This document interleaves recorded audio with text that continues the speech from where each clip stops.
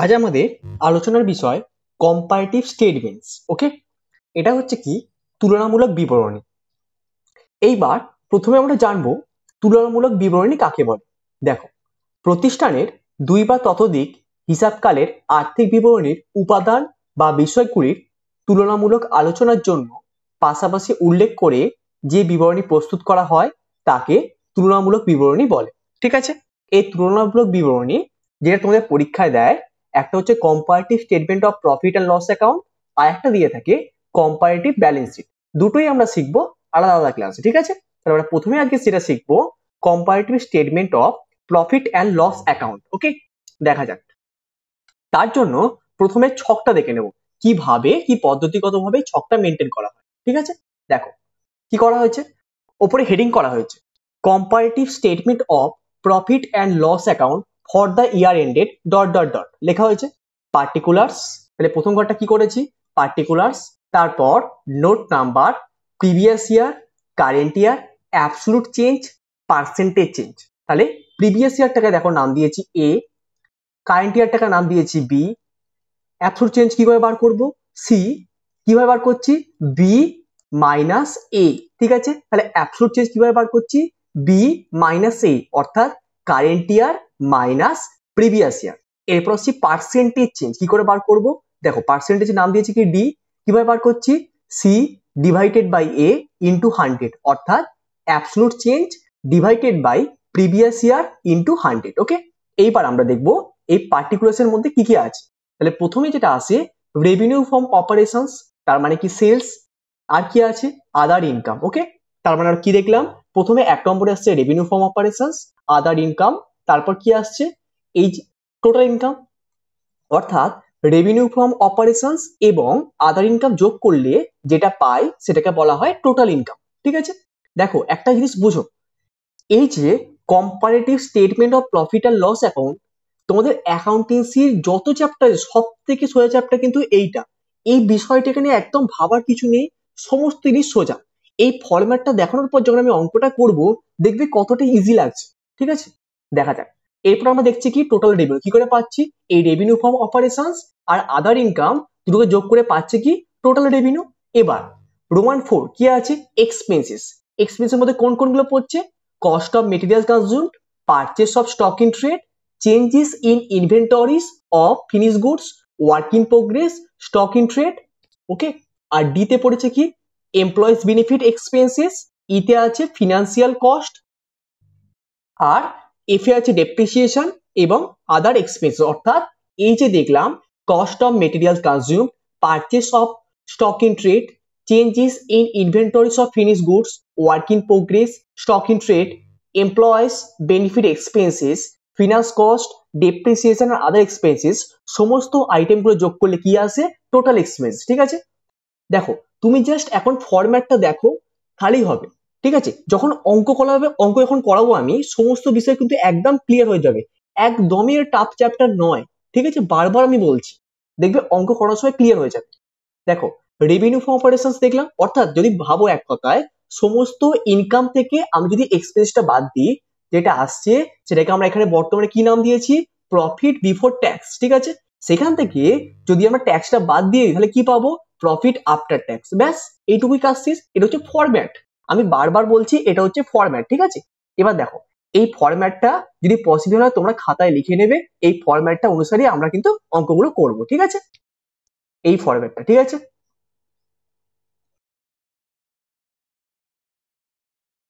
এটা গেল ফরম্যাট। ওকে, একটা অঙ্ক দিয়ে বুঝি। দেখো কি বলেছে, prepare comparative statement of profit and loss account for the from the following information, particulars 31শে মার্চ 2024, 31শে মার্চ 2023, অর্থাৎ দুটো বছর দিয়েছে। ঠিক আছে, এই দুটো বছরের মধ্যে আমার কি বলতে বলেছে, কম্পারেটিভ স্টেটমেন্ট অ্যানালিসিস তুমি করে দেখাও।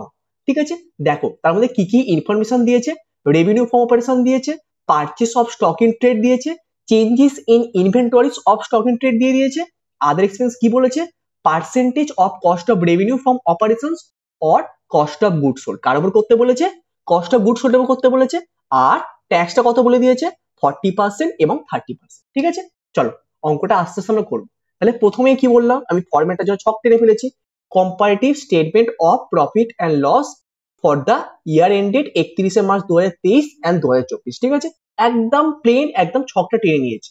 প্রথমে তোমার কাজ হবে ছক টেনে নেওয়া। ঠিক আছে, ছক টানার পর প্রথমে কি লিখেছো, পার্টিকুলার্স, নোট নাম্বার, এটা কি প্রিভিয়াস ইয়ার কত, একটা খেয়াল করো এই অঙ্কটার ক্ষেত্রে কিন্তু ঘুরিয়ে দিয়েছে, এবং তোমার পরীক্ষার যে অঙ্কটা আসবে সেই ক্ষেত্রে কিন্তু ঘুরিয়ে দেবে।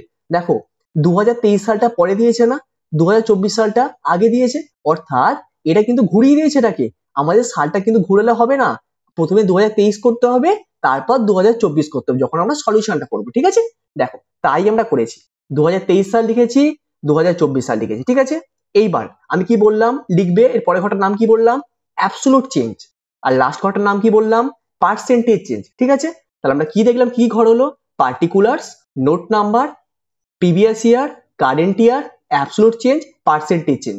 প্রিভিয়াস ইয়ারটা এখন বর্তমানে কত, 31/3/2023, আর কারেন্ট ইয়ারটা কত, 31/3/2024। ওকে, আমি ছোট ছোট স্টেপে দেখবো। তাহলে আমি প্রথমে কি দেখেছিলাম, প্রথমে কোনটা আসে, রেভিনিউ ফ্রম অপারেশন। এক কথা মনে রাখবে, যত ইনকাম গুলো প্রথমে আসবে তারপর আসবে এক্সপেন্সেস। তাহলে রেভিনিউ ফ্রম অপারেশন, সেলস করলে তো আমাদের ইনকাম হচ্ছে, তাহলে আমরা বসিয়ে দেবো। দেখো এক নম্বরে কি লিখেছি, রোমান 1 নাম্বার দিয়ে কি লিখলাম, রেভিনিউ ফ্রম অপারেশন। আমি কি বলেছি, আমাদের এখানে ঘেটে দিয়েছে, কিন্তু আমি যেটুকু বলবো সেইটুকু পার্ট বুঝতে বুঝতে যাবে। ঠিক আছে, একদম ইজি জিনিস। রেভিনিউ ফ্রম অপারেশন 2023 সালে কত ছিল, 5 লক্ষ। দেখো 5 লক্ষ বসিয়েছি, কোনো সমস্যা নেই। বাকি আর কোনো জিনিস দেখবে যেটা আমি রেড ইঙ্ক দিয়ে রাইট মারতে মারতে যাচ্ছি, শুধুমাত্র সেই জিনিসটার দিকে ফোকাস করো, শুধুমাত্র সেই জিনিসটাকে ফোকাস করো। ঠিক আছে, তাহলে রেভিনিউ ফ্রম অপারেশন কত দেখতে পাচ্ছি, 5 লক্ষ টাকা লিখেছি 2023 সালের জন্য, দেখতে পেয়েছো। আর 2024 সালে রেভিনিউ ফ্রম অপারেশন কত আছে, 8 লক্ষ টাকা। দেখো 8 লক্ষ বসিয়েছি, এই দেখো বসিয়েছি, বাকি আর কোনো ঘরের দিকে তুমি দেখবে না। ঠিক আছে, এইবার 2 নম্বরে রোমান 2 তে কি লিখেছি, এক্সপেন্সেস। এক্সপেন্সেস প্রথমে কি আছে, এই দেখো purchase of stock in trade, এতে এক্সপেন্সেস কত দিয়েছে, 2023 সালের জন্য 3 লক্ষ টাকা, 2024 সালের জন্য কত, 4 লক্ষ টাকা। ঠিক আছে, দেখো 3 লক্ষ বসিয়েছি, 4 লক্ষ বসিয়েছি, বাকি কোনো ঘরের দিকে দেখবে না, আমি যেটা শুধুমাত্র রাইট মারতে মারতে যাচ্ছি, শুধু সেইটার দিকে ফোকাস করো। 3 লক্ষ 4 লক্ষ বসিয়েছি, আশা করি এটুকু পারলে কোনো সমস্যা নেই, জাস্ট ওটা দেখে আমরা পুট করেছি। ঠিক আছে, তারপর changes in inventories of stock in trade, 2023 সালে কত বলেছে, 50,000, 2024 সালে বলেছে 50,000। ঠিক আছে, তার মানে 2023 সালে বসিয়েছি 50,000, 24 সালে বসিয়ে 50,000। ঠিক আছে, এরপর কি করব, আদার এক্সপেন্স গুলো করবো।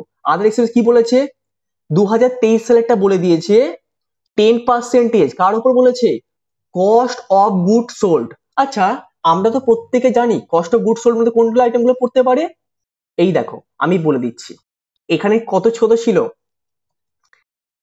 3 লাখ ছিল আর 50,000 ছিল, এই দুটোকে যোগ করে তুমি কস্ট অফ গুড সোল্ড পেয়ে যাবো। তাহলে 3 লাখ আর 50,000 যোগ করলে কত হচ্ছে, আমি জানি 3,50,000, তার উপর 10%, তাই তো, তার মানে এলো কত, আদার এক্সপেন্সেস। আদার এক্সপেন্সেস 2023 সালে কত এলো, 35,000। কি করে পেলাম, বোঝা গেছে, 3 লক্ষ প্লাস 50,000 যোগ করে কি পেলাম, কস্ট অফ গুড সোল্ড, এইটার উপর 10%, মানে কত পেলাম, 35,000। দেখো তাই লিখেছি 35,000। এইবার আমরা ভাববো কোন সালটাকে নিয়ে, 2024 সালটাকে নিয়ে, তার কস্ট অফ গুডস সোল্ড কত হবে, 4 লক্ষ আর 50,000 যোগ করলে কত হচ্ছে, 4,50,000। এই 4,50,000 8%, তাহলে আসছে কত, 36,000। শুধুমাত্র রাইট মারাগুলো দেখো, 36,000 বসিয়েছি, কোনো সমস্যা নেই আশা করি। এইবার এই যে 3,50,000, 35,000, অর্থাৎ এই তিনটে এক্সপেন্সেস গুলোকে যোগ করলে কত এসছে, 3,85,000 বসিয়ে দিয়েছি, আশা করি এটুকু পার্ট কোনো সমস্যা নেই। এইবার আছে 2024 সালটাকে নিয়ে, 4,50,000, 36,000 যোগ করে কত পেয়েছি, 4,86,000। আশা করি এইটুকু পার্ট নিয়েও তোমাদের কোনো সমস্যা নেই। ঠিক আছে, আমি কি বললাম, যেটুকু পার্ট রেড ইঙ্ক দিয়ে দাগ মারতে মারতে যাচ্ছি, তুমি শুধু সেইটার দিকে ফোকাস করো। ঠিক আছে, এবার দেখো প্রফিট বিফোর ট্যাক্স কি করে পাবো, রোমান 1 মাইনাস রোমান 2 লিখে রেখেছি, কিভাবে ফরম্যাটটা সাজাচ্ছি, রোমান 1 এ কি ছিল, রেভিনিউ ফর অপারেশনস কত ছিল, 5 লক্ষ, রোমান 2 তে এক্সপেন্সেস কত বেরিয়েছে টোটালটা, 3,85,000 টাকা।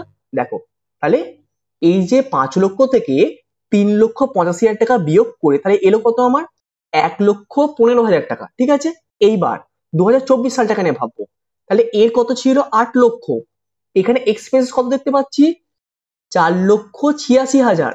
তাহলে এটা বিয়োগ করে এলো কত 3,14,000 অর্থাৎ 8 লক্ষ থেকে 4,86,000 টাকা বাদ দিয়ে এলো কত 3,14,000 পেয়েছি।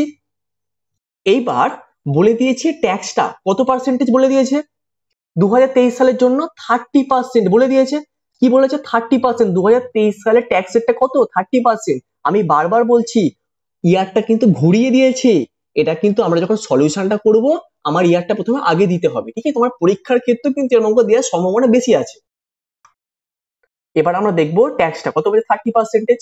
এইবার 30% মানে কত 1,15,000 30%, তাহলে কত এলো 1,15,000 30% এলো কত 34,500।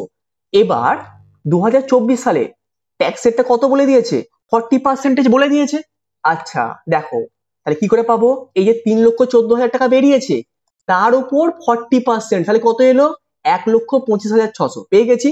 এইবার আমরা বার করবো প্রফিট আফটার ট্যাক্স। কি করে পাবো, এই প্রফিট বিফোর ট্যাক্স 1,15,000 থেকে এই ট্যাক্স 34,500 বাদ দিলাম, পেলাম কত 80,500। অপরদিকে 3,14,000 থেকে 1,25,600 বাদ দেওয়ার পর পেলাম কত 1,88,400। ঠিক আছে, আমি জাস্ট রেট ইঙ্ক দিয়ে এটা বোঝালাম, ঠিক আছে? এইবার আমি বোঝাবো অ্যাবসলুট চেঞ্জেরটা। দেখো অ্যাবসলুট চেঞ্জ কি করে পাচ্ছি, এই দেখো কি বলেছে C is equal to B minus A, তার মানে 8 লক্ষ মাইনাস 5 লক্ষ, পেলাম কত 3 লক্ষ। কি পেলাম 3 লক্ষ পেয়ে গেলাম, তার মানে কি পেলাম current year minus previous year, current ইয়ার মাইনাস প্রিভিয়াস ইয়ার। কারেন্ট ইয়ারে ছিল কত 8 লক্ষ, প্রিভিয়াস ইয়ারে ছিল কত 5 লক্ষ, তাহলে 8 লক্ষ মাইনাস 5 লক্ষ এলো কত 3 লক্ষ। 4 লক্ষ মাইনাস 3 লক্ষ পেলাম কত 1 লক্ষ পেয়ে গেছি। তাহলে এখানে এরপরটা আসছি 50,000 মাইনাস 50,000 কি এলো নীল, কিছু নেই তাই ড্যাশ মেরে রেখে দিয়েছি। এরপরটা দেখো 36,000 মাইনাস 35,000 পেলাম কত 1,000, এইটুকু পার্ট নিয়ে আসতে পারি কোনো সমস্যা নেই। এইবার দেখো 3,86,000 মাইনাস 3,85,000, তাহলে পেলাম কত 1,01,000। 4,86,000 মাইনাস 3,85,000 পেলাম কত 1,01,000। আবার 3,14,000 মাইনাস 1,15,000 পেলাম কত 1,99,000। ওকে, এরপরেরটা 1,25,600 মাইনাস 34,500 পেলাম কত 91,100। লাস্ট কি বলেছে 1,88,400 মাইনাস 80,500 পেলাম কত 1,07,900। এটা আমরা পেয়ে গেলাম, তাই তো? তাহলে আমরা কি দেখলাম, আমার প্রিভিয়াস ইয়ারটা ফিল আপ করেছি, কারেন্ট ইয়ারটা ফিল আপ করলাম, অ্যাবসলিউট চেঞ্জ কিভাবে বের করতে হয় দেখে নিয়েছি। এইবার আমরা শিখবো পার্সেন্টেজ চেঞ্জ। পার্সেন্টেজ কিভাবে বের করতে হয়, এই যে সিটা বেরিয়েছে absolute change divided by previous year. কি বললাম, এটাকে কি বললাম, এটা হচ্ছে তোমার প্রিভিয়াস ইয়ার, এটা ভুললে চলবে না, এটা হচ্ছে প্রিভিয়াস ইয়ার তোমার, এটা হচ্ছে প্রিভিয়াস ইয়ার, এটা হচ্ছে কারেন্ট ইয়ার, এটা হচ্ছে কারেন্ট ইয়ার। ওকে, তাহলে কি বললাম পার্সেন্টেজ কিভাবে বার করব, সি ডিভাইডেড বাই এ, তার মানে কি সিটা কি absolute change divided by previous year into 100। তাহলে পাচ্ছি কত দেখো 3 লক্ষ ভাজিতক 5 লক্ষ ইনটু 100, তাহলে পেলাম কত 60%। যেহেতু পার্সেন্টেজ কথা লিখে দিয়েছি তাই পার্সেন্টেজ সাইনটা কিন্তু বসাই, ঠিক আছে? তাহলে কি বললাম, কি করে পেলাম 3 লক্ষ ভাজিতক 5 লক্ষ ইনটু 100 পেলাম কত 60%। ওকে, এবার দেখো এর পরেরটা 1 লক্ষ ভাজিতক 3 লক্ষ ইনটু 100 পেলাম কত 33.33%। এর পরেরটা দেখো ড্যাশ ছিল, তার মানে কোনো পার্সেন্টেজ হবে না, তাই ড্যাশ বসিয়ে দিয়েছি, তাই তো? এবার দেখো এর পরেরটা কত ছিল, অ্যাবসলিউট চেঞ্জ ছিল 1,000, অ্যাবসলিউট চেঞ্জ ছিল 1,000 আর প্রিভিয়াস ইয়ারটা ছিল কত 35,000। তাহলে 1 লক্ষ ভাজিতক 35,000, 1 লক্ষ ভাজিতক 35,000 ইন্টু 100, তাহলে পেলাম কত 2.86। ঠিক আছে, এরপরটা দেখো 1,01,000 যেটা অ্যাবসলিউট চেঞ্জ ছিল ডিভাইডেড বাই 3,85,000 ইন্টু 100, তাহলে পেলাম কত 26.23। ঠিক আছে, এরপরটা দেখো 1,99,000 কি ছিল absolute change divided by previous year কত 1,15,000, 1,99,000 ভাজিত 1,15,000 ইন্টু 100, তাহলে পেলাম কত 173.04। ওকে, এরপরটা দেখো 91,100, এটা ছিল কি absolute change, divided by previous year কত ছিল 34,500 ইন্টু 100, তাহলে পেলাম কত 264.05। ঠিক আছে, এরপরটা দেখো 1,07,900 ডিভাইডেড বাই 80,500 ইন্টু 100, তাহলে পেলাম কত 134.04। ঠিক আছে, আমরা তাহলে এই অঙ্কটা দেখলাম।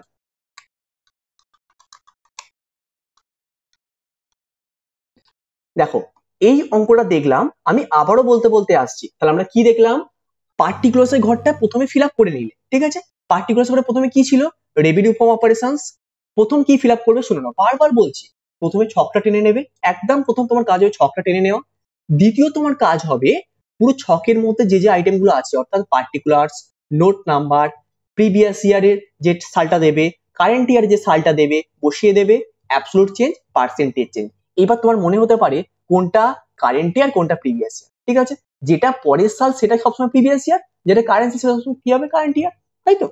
যেটা এখনকার সাল অর্থাৎ বর্তমান যে সালটা আছে, বর্তমান সাল মানে কি, ধরো 23 সাল এবং 24 সাল, কোনটা পরে আছে 24 সালটা পরে আছে, তার মানে ওটা কি কারেন্ট ইয়ার।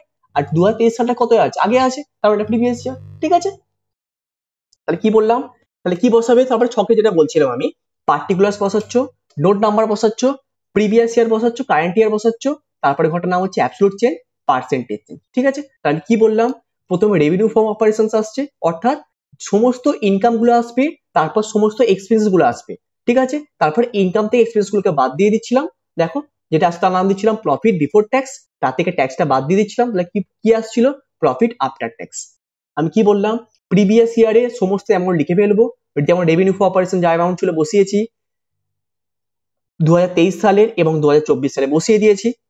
আমি বললাম অ্যাবসলিউট চেঞ্জ এবং পার্সেন্টেজটা কিচ্ছু হাত দেবে না, প্রথমে ঘর ফিল আপ করবে প্রিভিয়াস ইয়ার এবং কারেন্ট ইয়ার, তারপর তুমি আস্তে আস্তে অ্যাবসলিউট চেঞ্জটা একবারে করে ফেলবে, তারপর পার্সেন্টেজ চেঞ্জটাও একবারে করে ফেলবে। বোঝা গেছে, আশা করছি বুঝতে পেরেছো। আমি আবারও বলছি, প্রথমে প্রিভিয়াস ইয়ার এবং কারেন্ট ইয়ারের অ্যামাউন্ট গুলো বসিয়ে নেবে, আর মানে অ্যাবসলিউট চেঞ্জ পার্সেন্টেজ চেঞ্জের একদম হাত দেবে না, প্রথমে প্রিভিয়াস ইয়ার এবং কারেন্ট ইয়ার সমস্ত অ্যামাউন্ট বসিয়ে ফেললে, একদম আপাত মস্তক। ঠিক আছে, অর্থাৎ রেভিনিউ ফর অপারেশন থেকে একদম প্রফিট আফটার ট্যাক্স সব বসিয়ে ফেলবে প্রিভিয়াস ইয়ার এবং কারেন্ট ইয়ারে, তারপর আস্তে আস্তে করবে অ্যাবসলিউট চেঞ্জ, সবগুলো অ্যাবসলিউট চেঞ্জ একবারে বার করে ফেলবে যেমন আমি করলাম, তারপর করবে পার্সেন্টেজ চেঞ্জ। ঠিক আছে, যে পদ্ধতিগতভাবে আমি বললাম সেই পদ্ধতিগত ভাবেই অবলম্বন করে তুমি কিন্তু comparative statement of profit and loss যেটা আছে সেটা তুমি বার করবে। তবে একটা কথা বারবার আমি বলছি, অ্যাকাউন্টেন্সির সব থেকে সোজা চ্যাপ্টার কিন্তু এইটা। আশা করি এইটুকু পার্ট নিয়ে কোনো সমস্যা হওয়ার কথা নয়। আমি প্রতিটা পার্ট রাইট মারতে মারতে লাল কালি দিয়ে বোঝাতে বোঝাতে গেছি। যদি কোনো জায়গায় সমস্যা হয় সেই ভিডিওটাকে আবার দেখে নেবে তোমরা। ঠিক আছে।